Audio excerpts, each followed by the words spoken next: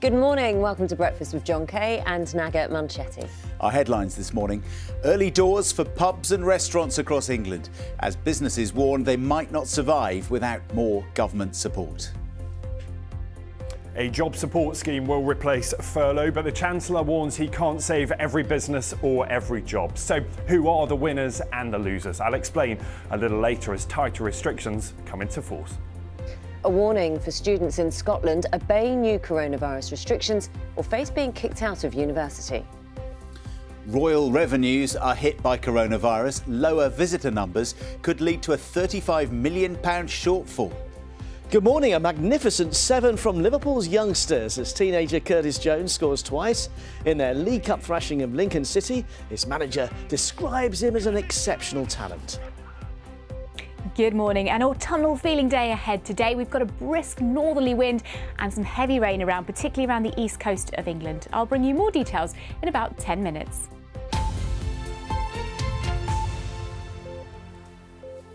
Morning everyone, Friday the 25th of September, and our top story is that a new plan to safeguard what the Chancellor calls viable jobs has been criticised by some of the industries hit hardest by the coronavirus pandemic. Some retail, hospitality and performing arts businesses say that Rishi Sunak's new emergency job scheme doesn't go far enough. John Donnison has more.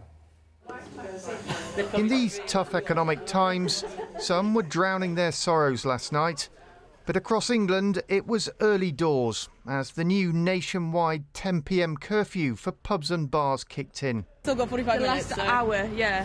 So then, back Make home, the most of it.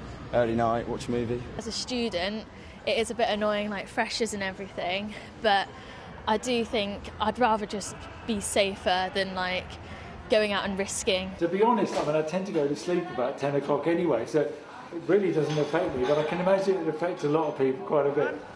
It comes as the Chancellor, Rishi Sunak, announced a new package of financial support. How are you going to pay for all of this, Chancellor? But one where businesses are going to have to take more of the strain themselves.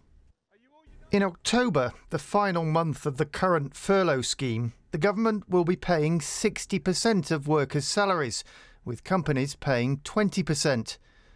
But from November, under the Chancellor's new scheme, it's companies that will pay a minimum of 55%, with the government paying a maximum of 22%. And employees will have to work at least a third of their normal hours.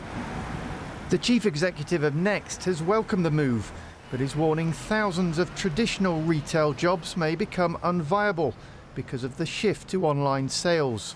I think it's important that employers begin to pay a little bit more for these schemes and that employees get a little bit less, because otherwise I think there's a risk that our economy will just become hooked on it. But others say the government is cutting support at a vital time. We're facing a cliff edge at the end of October, and the scheme that's in front of us now just doesn't seem to stack up, and it doesn't go far enough to support our industry. What we can't do is have somebody come and work for 33% of their time and we have to pay for 55% of their time. That just doesn't make economic sense. So as people prepare for what for many will be a difficult winter, the health and the wealth of the nation remain intrinsically linked. John Donnison, BBC News. Let's talk to our political correspondent Layla Nathi, who's in Westminster. Layla, good morning to you. Interesting, we were waiting for a long time for this announcement. There was always going to be criticism. The question now is how he will defend his decision.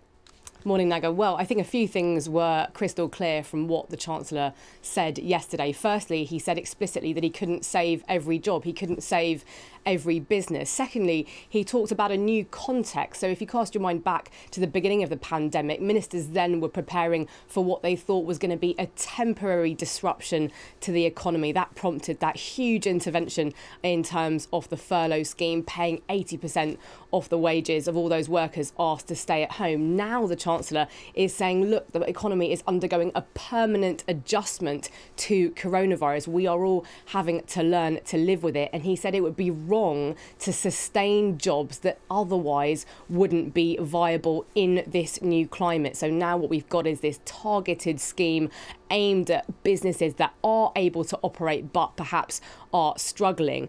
And I think that, you know, it's clear that the government has pulled back from its emergency response. Yes, there are sectors that cannot open. Yes, there will be questions about how much of an incentive companies really have if they are still having to pay workers for hours that are not worked. Will this be enough to actually give them the incentive to keep people on rather than let people go? But I think, you know, it is clear from what the Chancellor is saying that he wants to put the government support package on a more sustainable footing to be able to carry on into the future as restrictions continue. OK, Layla, thanks very much. Of course, we're going to be talking to Stephen Barclay, who's the Chief Secretary to the Treasury, at 7:30 later this morning. In other news this morning, university students in Scotland are being told not to go to pubs or parties this weekend following COVID-19 outbreaks at universities in Glasgow, Dundee and Aberdeen. Hundreds of students have tested positive and many more are self-isolating. They've been told they will be breaking the law if they leave their student accommodation and return home to visit their families. I think it's obviously the right advice to, you know, we should be maintaining a social distance and stuff, but to be honest, I don't think it's very realistic. I think if there's a limit for people to go out until 10 o'clock, I don't see why it should exclude students. What a start of term. After 7 o'clock, we're going to talk to two Glasgow University students who are currently locked, well, not locked, but they're trapped effectively in their accommodation, self-isolating after one of them tested positive for coronavirus. So we'll find out what the impact is for them and all their mates as they try to get used to university life. It's tough. 6 minutes past 6 is the time. The income of the royal family has been hit by coronavirus, with a drop in the number of visitors to Buckingham Palace and Windsor Castle. And that means the royal accounts published today show a potential £35 million shortfall. Our royal correspondent Sarah Campbell explains. The most expensive royal tour of the accounting period was the Duke and Duchess of Sussex's trip to southern Africa. Along with baby Archie, they visited South Africa and Harry travelled on to Botswana, Angola and Malawi. It would prove to be their last tour as working royals and cost almost £250,000. In January, unable to secure a last-minute scheduled flight, the Prince of Wales travelled by charter to Oman to offer his condolences after the death of the Sultan at a cost of more than £200,000. And sporting patronages proved expensive for both the Princess Royal and Prince Andrew. Princess Anne flew to Rome to watch a Six Nations rugby match, cost £16,000, and the Duke racked up a similar amount watching the Open in Portrush, Northern Ireland. In total, the sovereign grant for the year 2019 to 2020 totalled £82.4 million. That's the amount of taxpayers' money used to fund the monarchy, minus things like security. The biggest overall cost was the ongoing refurbishment of Buckingham Palace, which over the same period cost £33 million. The coronavirus is expected to impact future accounts, with an expected £20 million shortfall in funds to pay for palace improvements and a £15 million drop in income with the reduced openings of royal galleries and palaces. Addressing the potential shortfall, the Keeper of the Privy Purse, Sir Michael Stevens, said there was no intention of asking for extra funding and they will look to manage the impact of the pandemic through their own efforts and efficiencies. The Duke and Duchess of Sussex now live in Los Angeles, but as for their UK home, the palace has confirmed that they paid a lump sum to the sovereign grant to cover the £2.4 million refurbishment, as well as rent at a commercial rate for Frogmore Cottage in Windsor. Exactly how much rent they're being charged may or may not be revealed in next year's accounts. Sarah Campbell, BBC News. This is such a hard thing to define or even admit. For years I've managed to keep it hidden. It's not right, is it?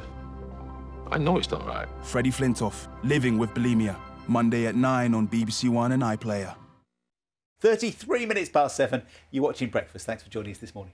The coronavirus support plan announced by the Chancellor Rishi Sunak yesterday to protect what he called viable jobs has raised questions over which sectors of the economy will be left behind. Yeah, the government says they're going to supplement the wages of people who are working at least a third of their normal hours. But those in industries that are currently closed, like nightclubs or events management, that kind of thing, might lose out. Let's talk to Stephen Barclay, the Chief Secretary to the Treasury. Stephen Barclay, thank you very much for your time this morning. Good morning to you. Good morning. What's a viable job? One where the employer is able to bring someone back to work, and what we've said is we'll work in partnership where the gap that is remaining from what they can afford is split 3 ways between the government, the employer and the employee. And that really reflects a change in focus from that initial first phase where through the furlough we protected a peak of 8.9 million jobs, people staying at home whilst we built capacity and protected our NHS, to the next phase where we recognise we will be living with this virus for a longer period of time than initially thought. And therefore we need to take more targeted measures rather than for people being at home for a very long period of time, to start to bring people back into the labour market where we can, and where that is not possible, then focus very much on the skills, the training, and how we get them into other jobs.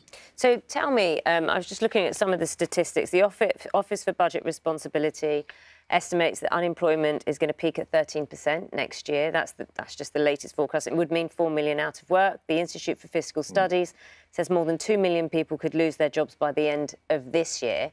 They're frightening numbers, aren't there? So when you've spoken about what jobs are viable, how many fewer viable jobs are there now, say, compared to at the start of lockdown? Well, there's 700,000 more people out of work than at the start. And there's a range. I mean, you mentioned the ABR, the Bank of England forecast in August was 7.5%. But within that range, clearly, and the Chancellor was very honest and upfront about this yesterday, we will not be able to save every job. But the key issue there is where people are not able to be retained by their employer. And the furlough has been successful. In more than half of people who went on furlough now being back in their jobs, so it has retained that link. But where that is not possible, we need to then have the skills, the training, the plan to get them back into other jobs. And that's why the announcement today sits very much alongside the £30 billion package that the Chancellor set out in July, his plan for jobs. Things such as the £2 billion kickstart scheme to focus training, particularly on the young, because the young are often concentrated in many of the sectors such as hospitality that have been hardest hit, but also targeted measures such as the extension to VAT, the tax deferrals, the continuation of the availability of loans to support businesses, particularly on the cash flow side during the winter months. Can I get down just to some of the detail? Because you said quite a bit in that answer. I just wanted to pick up on a couple of things. You said half of those who were furloughed are now back in jobs. How many of those furloughed are now unemployed or have been made redundant? Well, there's a peak of 8.9 million people on furlough. 9.5 million people have benefited from the scheme. There's around 1 in 10 of the labour market still on furlough, and part of the challenge then sorry, if you said half of those... Sorry to interrupt. You said half of those who are on furlough are back in jobs. 1 in 10 are still on furlough. Does that mean 4 in 10 are now unemployed? No, so one in 10 of the labour market are on furlough. So from a peak of 8.9 million on furlough, there's around 4 million still on furlough. The furlough is still running. It runs until the end of October, but with a taper where employees start to make a contribution. And one of the differences about the scheme that the Chancellor announced yesterday is that whereas currently employers make a contribution for furlough staff who are at home and therefore not working, the scheme yesterday supports those employers bringing more of their staff back in to the labour market, so the employer gets the benefit of up to 33% or at least 33% of that work, but the remainder is split, as I say, in a partnership between government, the employer and the business. And this responds this responds to very much the representations we had, and it's why what the Chancellor announced yesterday has been so warmly welcomed by the CBI, the Federation of Small Businesses, the chief execs of many of those sectors such as aerospace and hospitality that have been hardest hit. And the business community, together with the trade unions, consulted and worked with the Chancellor on this package, and that is why it's received a very warm response from so many business leaders. Many businesses are saying, actually, it's cheaper to keep one person employed rather than 2 part-time when they look at the numbers. I just don't think that reflects the reality. I saw that story from the Resolution Foundation in particular, made that point yesterday. But what that doesn't take on board is a spreadsheet interpretation doesn't reflect the fact that many employers value the flexibility of being able to tailor how much time employers are working as we go through the uncertainty of the winter months, and also businesses want to retain their skills. They want to retain their skills and the expertise of their labour market, and that's why they wanted the ability to bring people back on a part-time basis, and that is the supportive approach that the Chancellor has set out. Would you like to respond to the Food and Drinks Federation? You spoke about the extra measures, particularly for hospitality, extending the VAT cut, the job support scheme. But the Food and Drinks Federation has said only by a targeted furlough scheme, while the current restrictions will remain, will we avoid mass long-term unemployment. So your measures don't go far enough, and targeting is what many industries wanted. Well, when people say targeting, they don't usually say targeted to which sectors. That was one of the problems with what the Labour Party said. They first said they wanted to extend, but they didn't say for how long. Did the Food and Drinks Federation talk to you? Did the Food and Drinks Federation talk to you ahead of talk to your department ahead of this decision, where you didn't target we're certain in industries? consultation on a regular basis with all of the respective bodies. And as I say, you referenced the hospitality sector. The chief executive of the trade body for the hospitality sector said that their concerns had been listened to and responded very favourably to the announcement. And as I say, the CBI, the Federation of Small Businesses, many business leaders warmly welcome the package from the Chancellor. And as indeed the Institute for Directors said, it's about striking a balance between both the protection of jobs, but the longer-term affordability from a wider economic perspective. And that's why the Chancellor set out more targeted measures at those jobs that are viable, but alongside that has a package, a plan for jobs to enable us to retrain, get the skills support in, to boost those sectors of the economy that can grow, particularly, for example, through our infrastructure investment, in order that we protect those jobs that we can. We're being honest, that won't be every job, but it's important people aren't out of the labour market for extended periods. Can I just try? I want to talk to you about students, but I just want to see if I can get a clear answer. How many of those who were furloughed are now unemployed or have been made redundant? I don't have that exact figure. As I say, the increase in unemployment is around 700,000 since the start of the pandemic. Can we talk about students at the moment? You will be very well aware that it's one of our lead stories as well this morning. The Scottish Government has announced that quarantine university students who leave their student accommodation, go to pubs, who socialise or return back home are breaking the law. At the moment, that hasn't been announced here in England. Is that going to be the case? Well, it's for the Prime Minister to make those decisions based on the advice of the Chief Medical Officer and the Chief Scientific Advisor. And what was set out by the Prime Minister this week was a series of measures which it requires us all to adhere to in order to control the virus. Now, I think the more that the listeners to your programme, the more of us that ensure that we get control of the virus, then the easier it will be moving forward, both from an economic point of view to reopen more of our economy, but also to ensure that we can do what we all want to do as families, which is to come together at Christmas at a very special time. I mean, and you referred to our viewers, or you said listeners, but our viewers as well. Jackie has said her son's going to university tomorrow. This is in England. She's really concerned about the spread of COVID-19 amongst young people. Is it the correct thing for her to do to send her son to university? I suppose what she is considering is, if she's hearing this is what's happening in Scotland, there is a real possibility that her child won't be allowed back home, say, for Christmas, because of the restrictions at universities, because of the concerns about the spread.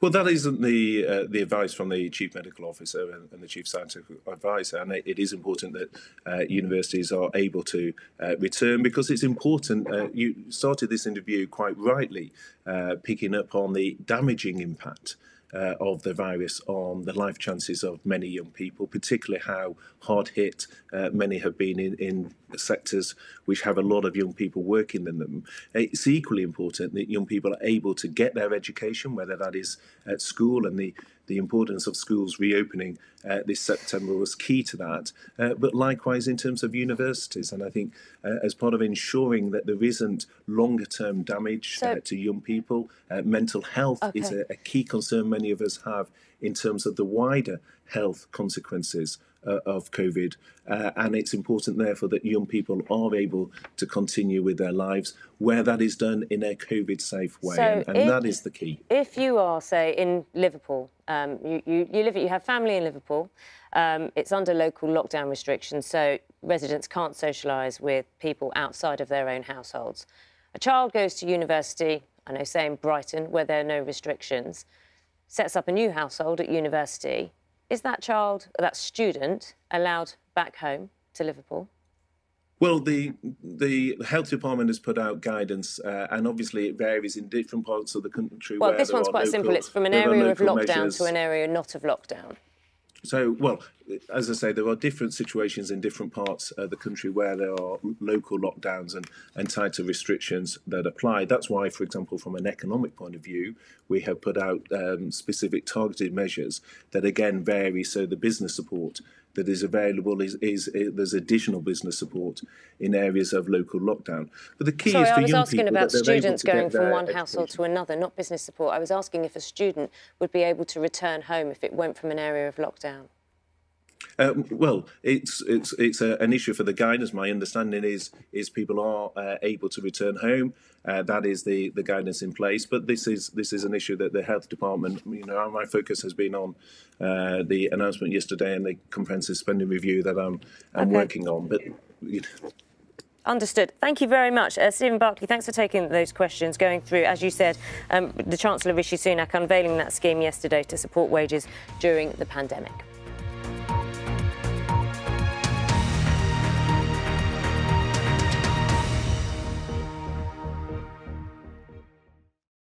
See the headlines as they happen and watch BBC News live in the app and get the full story with bbc.co.uk/news. Follow the story for all the latest with BBC News.